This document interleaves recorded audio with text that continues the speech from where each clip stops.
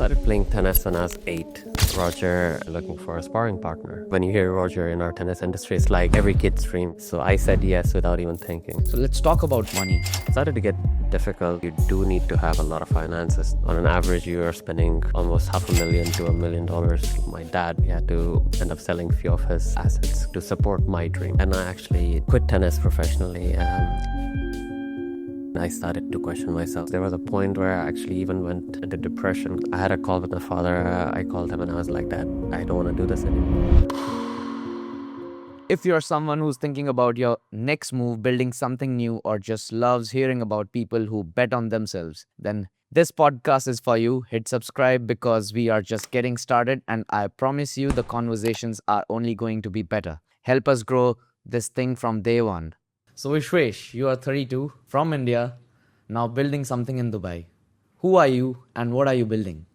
So I came to Dubai with a goal of working as a tennis pro for a couple of families, let's say. And then over time, I just decided, you know what, I think it's time to build something of my own. And I came up with the idea of setting up a sports company called Playware Sports Academy. So what's the goal behind Playwares now? The long-term goal is that we want to get into every Gulf country and then expand to Europe. We've started with Dubai. Next year, we'll be working with a few venues in Abu Dhabi. And then by the end of next year, we plan to move to Saudi. Wow, that sounds amazing. So what age did you start playing tennis? I started playing tennis when I was 8.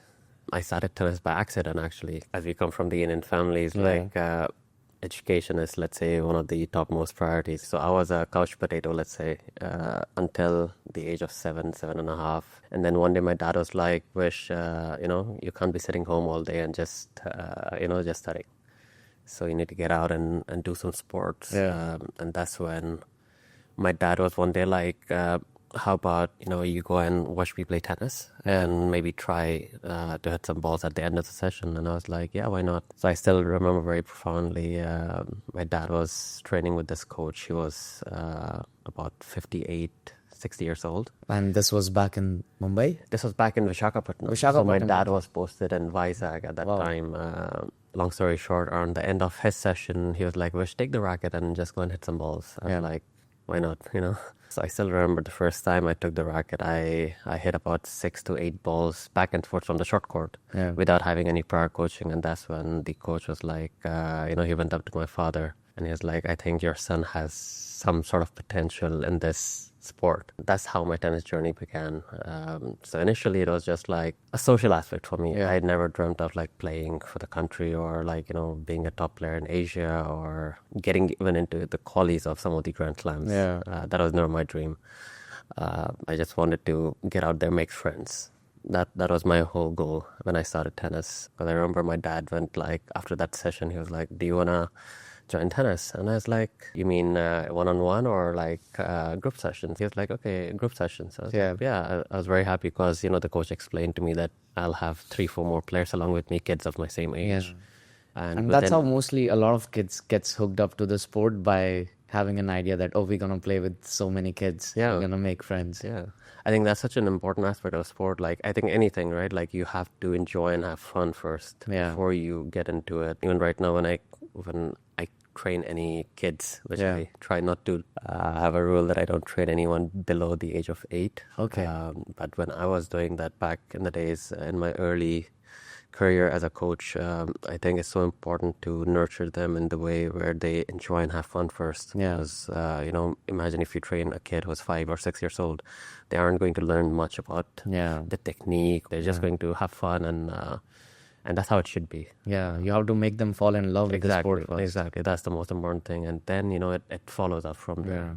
So what was your moment when you fell in love with the sport? I think when I was about 10, that was the first time I left for a big tournament. Was Asian Juniors, under 14s, the ATF tournaments. And I was one of the first ones, one of the youngest ones to get into the alternative of the tournament. It was in Sri Lanka. I was so excited, so happy. I think that was the first time I was like, I'm going to be playing something bigger than national tournaments. And I ended up qualifying 4 rounds and ended up making quarterfinals of the tournament. That was the first time I was like, I enjoy doing this. I'm starting to love the sport. Even at that age, I was not very serious about tennis because I was like, you're still learning, you're still young.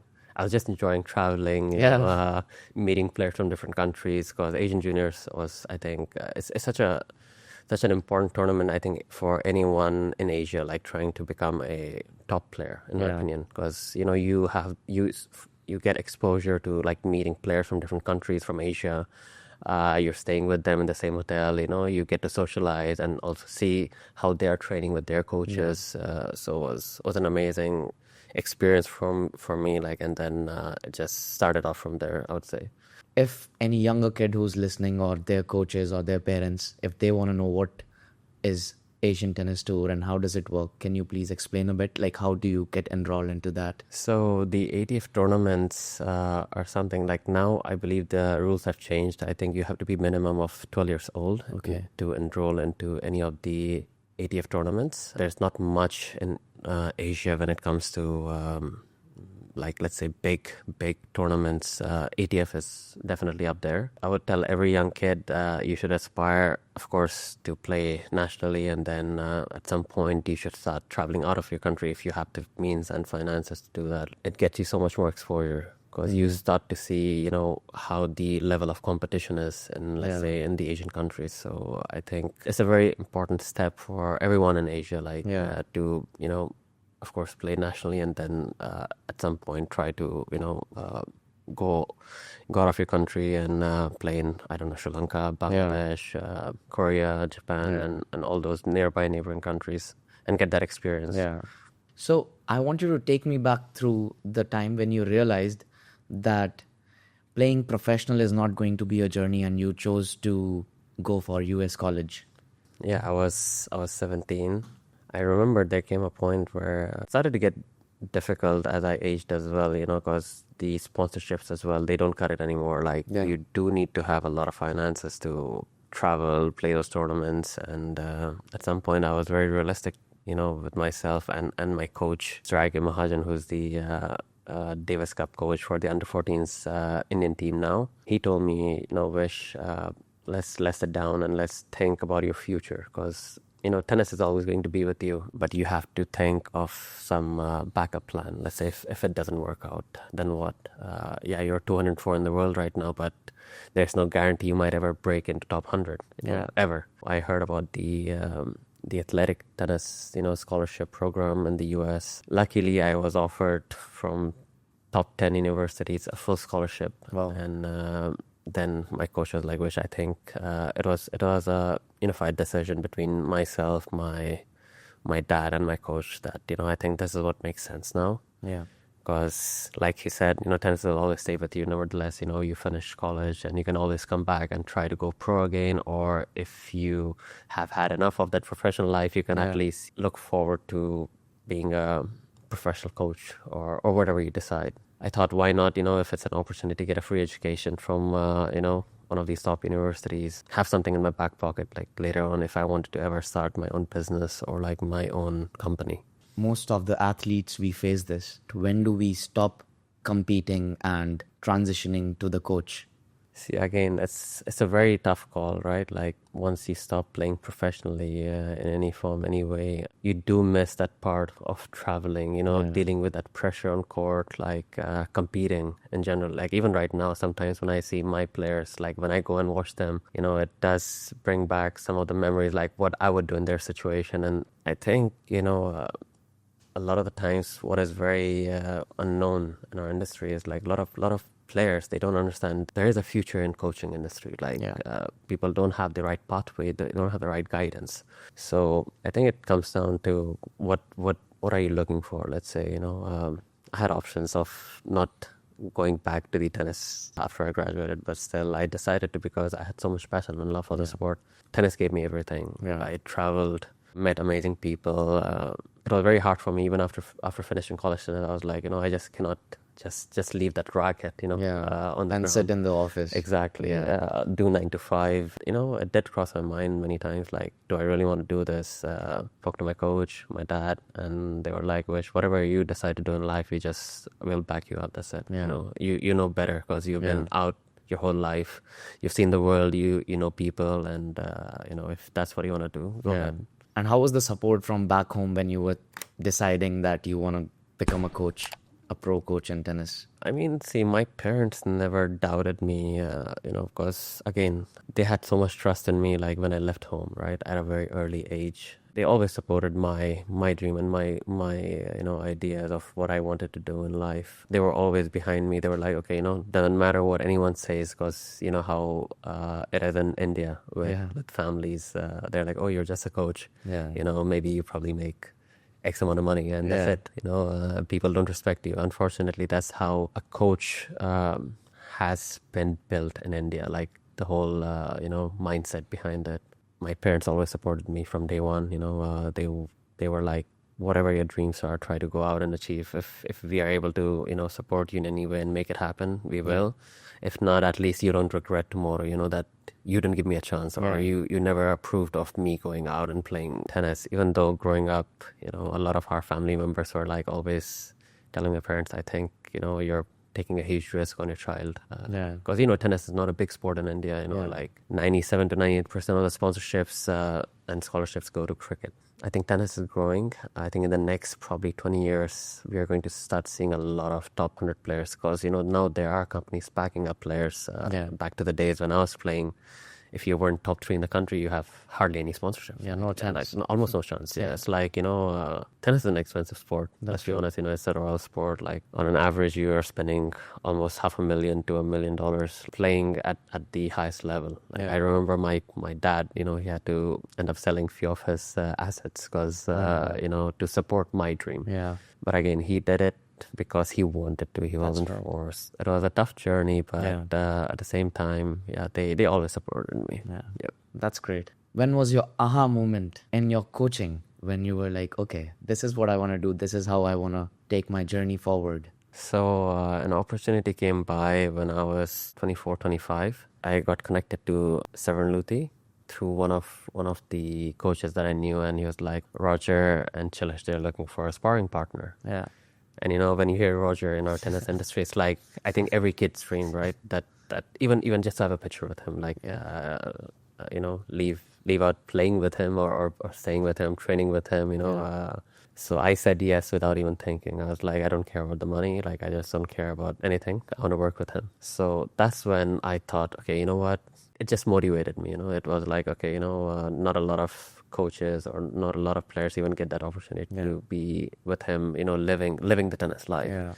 Because, we see him always playing on the court, like, giving these wonderful interviews and speeches. But that's when I really understood, how hard he worked off camera, that people don't realize, how much hard work he does before he steps onto that court. That's why he looks so elegant and he performs so good on the court, but people don't understand how much hard work goes on to it, behind the scenes. So Ishwish, I want you to take me back to the time when you were transitioning out of the sport. What was the identity crisis you felt, or if you were wearing any masks to show people out there that you are still playing, but you are inside feeling that, okay, I need to transition? When I went to college, that was probably one of the hardest times for me because I knew that my professional career is over in ways because, the college athletic life is different. Of course, you play matches for your team, and I still had a lot of motivation going in the first and second year. I ended up winning regionals, ended up playing nationals, NCAA nationals, but at some point I started to question myself. I was like, you lose sense of your identity. You're like, okay, I thought I'm still a pro, but I'm not anymore because, you're playing college. College tennis is just different to, of course, when I was playing on the pro tour. I would say, for the first time, I started to realize I was doing that for myself and not for anyone who wanted me to become something. So I'll just take you back a bit. When I started playing tennis at an early age, I started to perform at the highest level, of course, and luckily, I would say I ended up getting a lot of sponsorships. I was sponsored by Indian Airlines back to the days. I was sponsored by the Army as well. Wow. I was sponsored by Reliance for a time being. I had to start dealing with a lot of pressure from a very young age because I knew if I didn't perform, it's equal to me not playing tennis, because my parents at some point, I knew they were going to put their hands up and they're like, okay, we cannot support you anymore in your dream. At some point when I was 15, 16, I started almost hating tennis because there was so much pressure on me, and I was like, does it make sense? Because I was really fighting so much from within to myself only, because I didn't want to put that burden on my parents because they never traveled with me. Let's say, I was always traveling with my coach and my team, and my parents were never there. My dad was in the army, so he could never travel out of the country, and my mom was a singer, so she also couldn't travel as much. She traveled with me a bit when I was in India for tournaments. So I had to deal with everything myself. My dad's dream was that I play for India at some point. I achieved that when I was 14. My mom's dream was I be top 15 in Asia. I achieved that. I was number 3 in Asia. Wow. And my coach's dream was that I be top 500 in the world. I achieved that. I was 204. And, I was living everybody's dreams. Yeah. And at some point, I was like, what's left now? And that's when I actually decided to quit tennis professionally. I remember having a call with my father when I was 22. I was like, I don't want to do this anymore, because I had thought of, okay, I would like to go back to the tour professionally once I finish college and give it a try. Like a lot of college tennis players right now are doing. They're trying to go back to the tour and see if they're able to come back. And I had a call with my father. I called him and I was like, Dad, I don't want to do this anymore. He said, okay. He didn't think for a split second. He was like, if that's what you want to do, go ahead. Because, I had given so much to the sport from a very young age. And tennis is a very solitary sport, it's not a team sport. You don't have 10 people cheering on for you. You're there for yourself and by yourself on the court. Even though you have a coach, coach can take you to the water, but, he cannot make you drink it. It was so much pressure and so much that I went through as a child.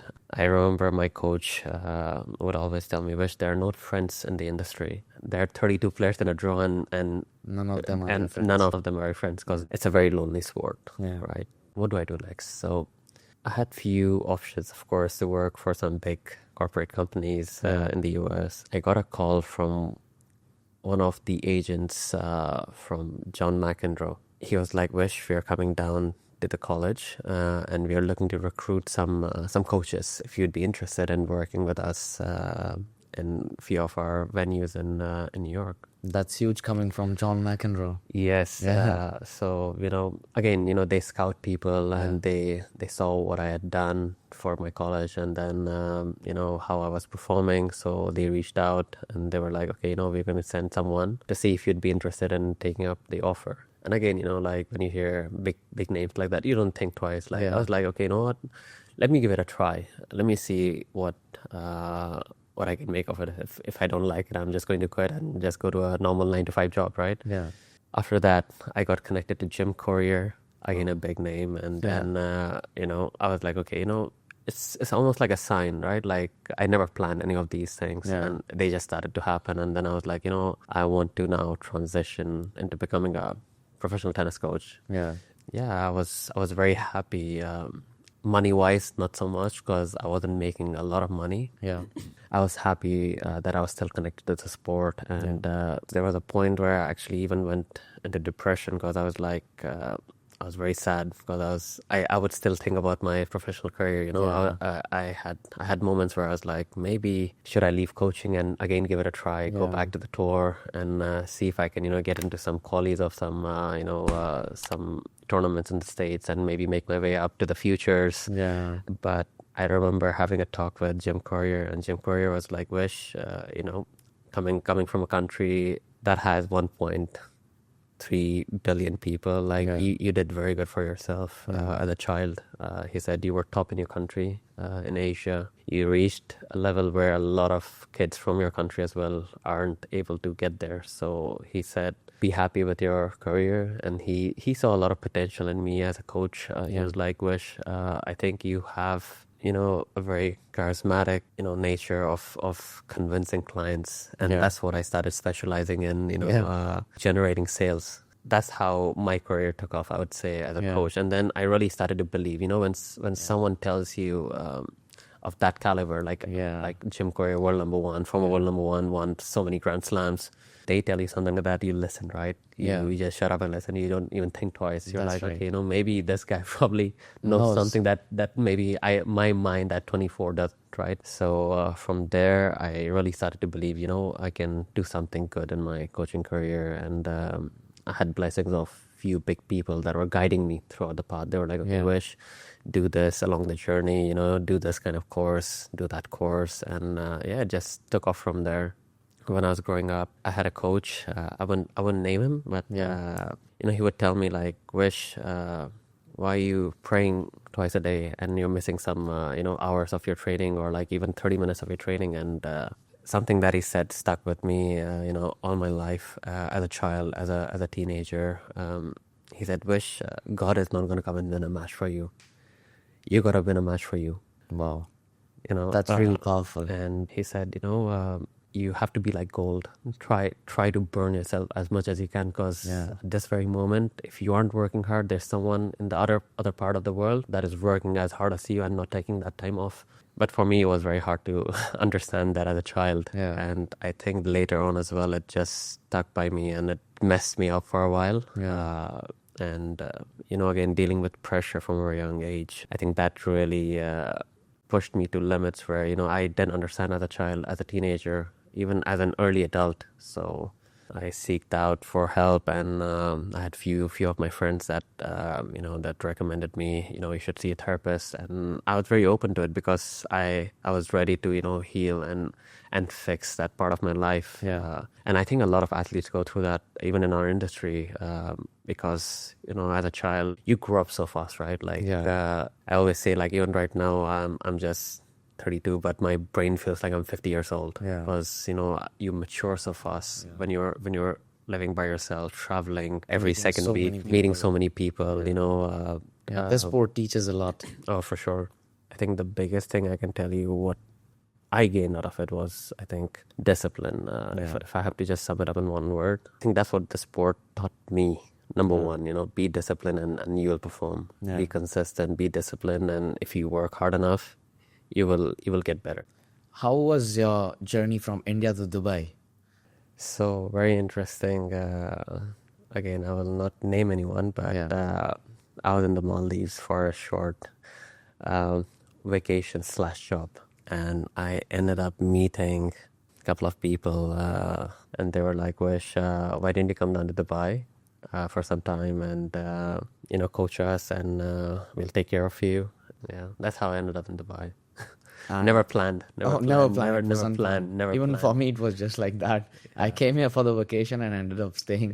That's Dubai for us. That's Dubai, So let's talk about money, because a lot of people are thinking, as a coach, how do they make it, and what are the ways to do it? Again, I think it all starts with what courses you should take, that can help you land a better job as a coach, that can land a better salary. I would say the best course right now is GPTCA, because it's recognized worldwide and is, of course, associated and approved by the ATP. That is the only course that is approved by the ATP. Wow. So I always recommend any of the junior coaches as well that, don't look out and go for these other courses. Of course, I don't speak bad on any of the other organizations that are out there. I respect all of them, and I think they all help you. But if you ask me, if you want to land a better job right now in today's date in any country, I think you should go through the GPTCA and ATP course. And of course, the second part is keep educating yourself, because again, knowledge is power. I recently did my GPTCA level A course. Again, it took almost 3 to 4 years of me preparing for that one course. You can imagine. I was one of the youngest ones there. Again, in our industry, there's a misconception. Okay, I'm always going to be a coach. Yeah. But again, yes, if you ask yourself, myself, like, am I a coach? Yes. Yeah. We are both coaches. Yeah. But again, depends on what kind of coach do you want to become, right? Like, you can definitely get up higher in this industry, but you have to ask yourself, do I want to just be a coach, or do I want to be a better or an excellent coach? Well, see, at the end of the day, my knowledge of the sport now as a coach is higher than a normal coach. That's why I'm able to charge what I charge, and that's why I'm making the X amount of money that I am. So, again, it depends how hard are you willing to work in our industry as well. We all go through a lot of mental struggles as a coach and as a player both, because when you see your player helpless on the court and they aren't able to figure out a way, but from the outside, what they should be doing, I could help them out in some way. But yeah, like I said, all the coaches go through, I would say, a lot of mental struggle. Yeah, that's true. I mean, even myself as a coach, I have realized that sometimes the kid or the student is not in the shape to take what you have to give. Because if there's a cup and if it's already full and you try to fill it with more water, it's not going to make any sense. The cup has to be empty to take what we have to give as a coaches. Yeah. Like I said, as a coach, sometimes you have to be very mindful of how you show emotions as well to your players, because I always say you cannot be weak in front of your players, because they look up to you. They look up to you as a mentor, as a parent, or as a guide. I can 100% relate to you on this, because I see my players also competing, and they come, they lose. Some of them, they are very young, they cry, and that makes me feel sad about them. But I just want to show them that they tried their best. They did whatever they could. Yeah, like I always, when I coach, I try not to use any words like, don't do this, don't do that, try not to do this. I always try to tell them, add. I always use the word add this in your stroke, add that in your stroke. Because even though I see that is missing, or he's not doing that, or she's not doing that, I would always, tell them, okay, like you're doing great, just add this. So, even in the minds of the player, like, they think of it in a positive way. Sometimes being very brutally honest is not the right way, because, again, it would wreck off their dream of playing tennis. That's right. At the end of the day, as a community, you, me, and any other coach, what we're trying to achieve here is, make people fall in love with tennis. That's right. That's our ultimate goal. That's right. If someone has the caliber to become a professional, we of course nurture them and guide them through that journey. But again, most of the people that we train, you can say fortunately or unfortunately, they're doing this for fun. It's like you have to juggle and play it nice. Right. Okay, so what do you think Dubai has to offer as a tennis coach, or has offered you, which no other country? I think the growth here is immense, and opportunities as well, as a coach. I say that because, I've been freelance coach for the past few years, and then, I did my market research, and I also saw how the market is here. If I hadn't seen the potential, I would not decide on opening up a company here. I think so far I've seen potential in just 2 countries that I've worked. And one was China, the other one is in Dubai, because again, let's be honest, tennis is a very expensive sport. That's true. It's not cheap. So in order to running and generating something for you, you need a certain type of clientele that is able to pay that kind of money as well. And I would say Dubai is very well off when it comes to clientele. Again, you have your own niche and your own market, and what are you trying to achieve here? It's the right time and it's the right kind of clientele. Being a coach here in Dubai, that would make it a successful business in my opinion. So you are 32 now. The people who are listening who are 25, 27 or 30, if any advice you want to give them? I would really suggest them to find a mentor first, who has been in this industry and has been through it, right? I think that's very important, because a lot of people, when they're trying to pursue something better, let's say, in their coaching career, they need to have some sort of guidance. If you don't have a guidance of what do I do? Where do I go? What kind of coach you want to become? I think that's something that needs to be, given a very good clarity about that. Okay, I wanna achieve something better in this industry. Where can I make the most money? Where can I build my resume from? What kind of courses do I need to do? I think that's what I would suggest any coach. Do your research, find a mentor, and go from there. In our industry, in the current state, I think China and Hong Kong are the two most highest paying countries when it comes to a tennis coach, job position. So Yeah. you have to have a clarity of what you want to do next in this industry. Like, you want to make more money, you want to, be at a place where you coach the competition to advanced level players. Again, you have to, really funnel it out. But again, it all comes down to your priorities as well. I want to have a life outside the tennis court as well. That's right. You can't be doing this all your life because, again, it's not sustainable. Yeah.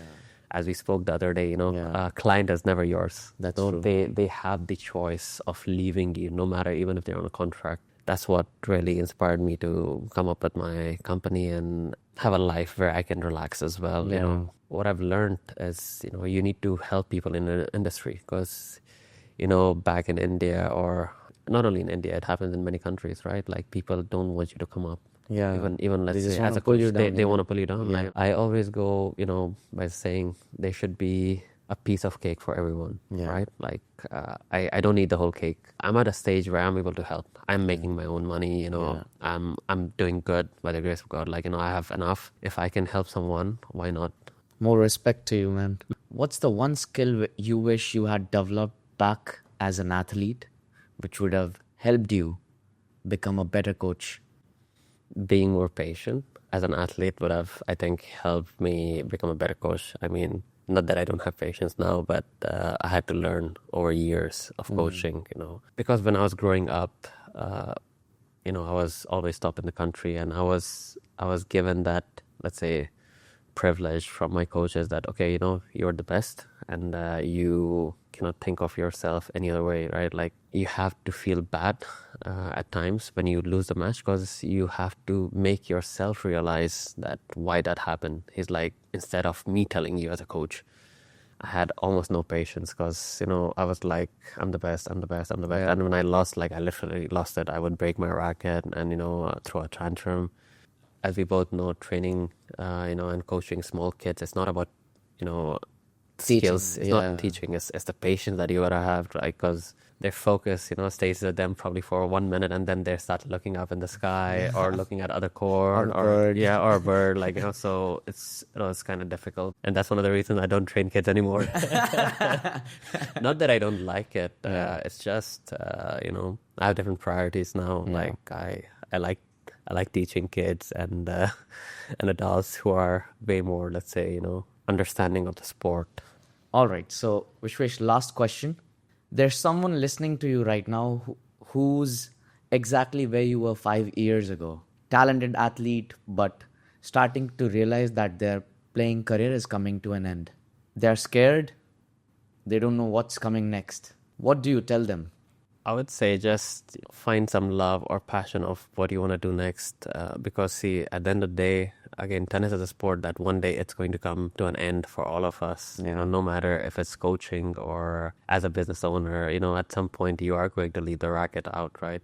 Being mindful of that is going to give you a better clarity of what you want to do next. Because, even though it might hurt them, or like, they might feel depressed for a while, I think as they get a better clarity of what they want to do next, it's going to help them, forget that part. I wouldn't say forget, but at least move on to the next chapter of their lives, because unfortunately that is how our industry is. At one stage it's going to come to an end for all of us. So, me being now, let's say, a bit older, I can always say, when I look back 10, 12 years ago, I was in the same, situation, same shoes as a lot of these players. Like, mine ended up a bit early. I know some of them would be ending up in the next, few years. At least, try to be mindful and see, it's all about also being realistic.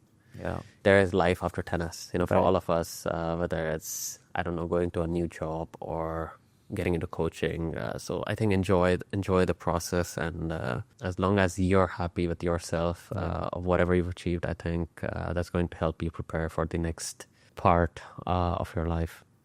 Thank you so much, Vishwesh. That was really powerful, going deep into your life and what you have built here so far. Thank you so much. Vishwesh, this has been incredible. You have shown us that sometimes the end of one dream is actually the beginning of a bigger one. From the tennis courts of India to building Playware's Academy in Dubai, you are living proof that purpose really does beat privilege. Thank you for being so honest about the journey, the struggles, and what it really takes to build something meaningful. If you want to connect with Vishwesh or learn more about Playverse Academy, all his links are in the description below. Follow him on Instagram, Vishwesh_tennis, for incredible insights about the tennis journey and coaching. And if this conversation resonated with you, if you are an athlete thinking about your next chapter or anyone building something from scratch, share this episode. Vishwesh's story need to be heard. Thanks for watching, and I'll see you in the next episode.